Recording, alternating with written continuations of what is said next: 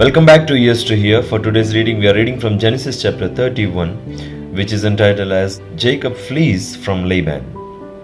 Jacob heard that Laban's sons were saying, Jacob has taken everything our father owned and has gained all this wealth from what belonged to our father.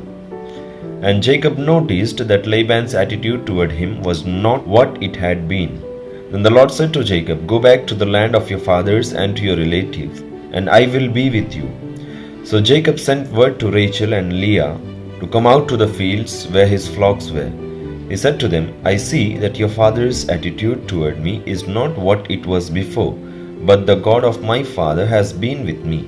You know that I have worked for your father with all my strength, yet your father has cheated me by changing my wages 10 times.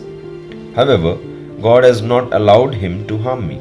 If he said, The speckled ones will be your wages, then all the flocks gave birth to speckled young, and if he said, The streaked ones will be your wages, then all the flocks bore streaked young.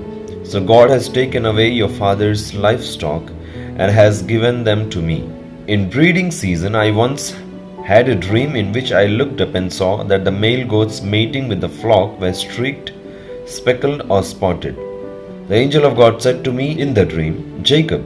I answered, Here I am. And he said, Look up and see that all the male goats mating with the flock are streaked, speckled, or spotted, for I have seen all that Laban has been doing to you. I am the God of Bethel, where you anointed a pillar and where you made a vow to me. Now leave this land at once and go back to your native land. Then Rachel and Leah said, Do we still have any share in the inheritance of our father's estate? Does he not regard us as foreigners? Not only has he sold us, but he has used up what was paid for us. Surely all the wealth that God took away from our father belongs to us and our children. So do whatever God has told you.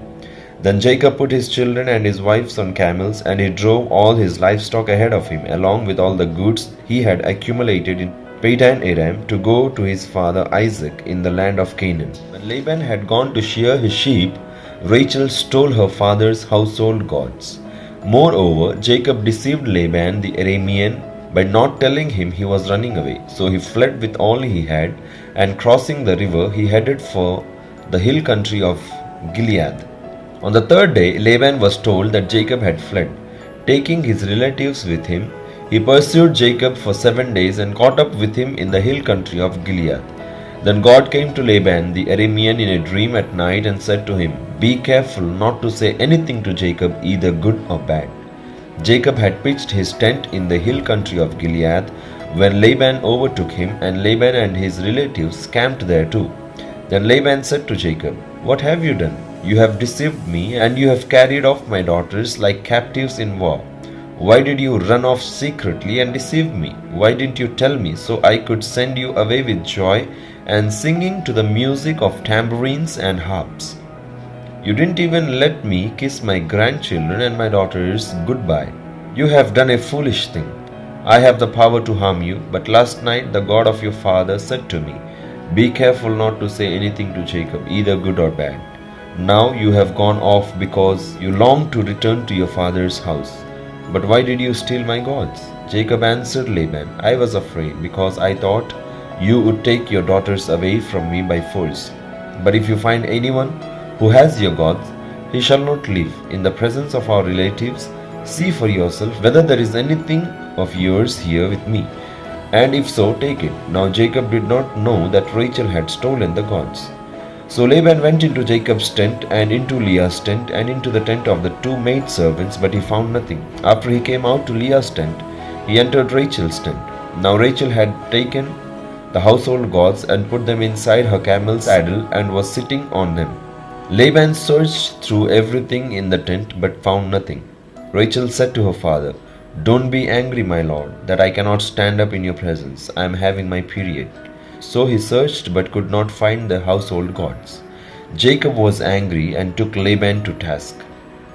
What is my crime? He asked Laban. What sin have I committed that you hunt me down?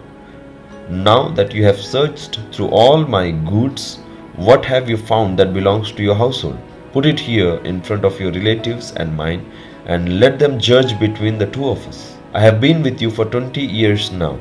Your sheep and goats have not miscarried, nor have I eaten rams from your flocks. I did not bring you animals torn by wild beasts. I bore the loss myself. And you demanded payment from me for whatever was stolen by day or night.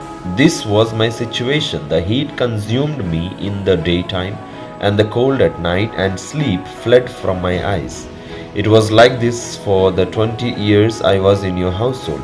I worked for you 14 years for your 2 daughters and 6 years for your flocks, and you changed my wages 10 times.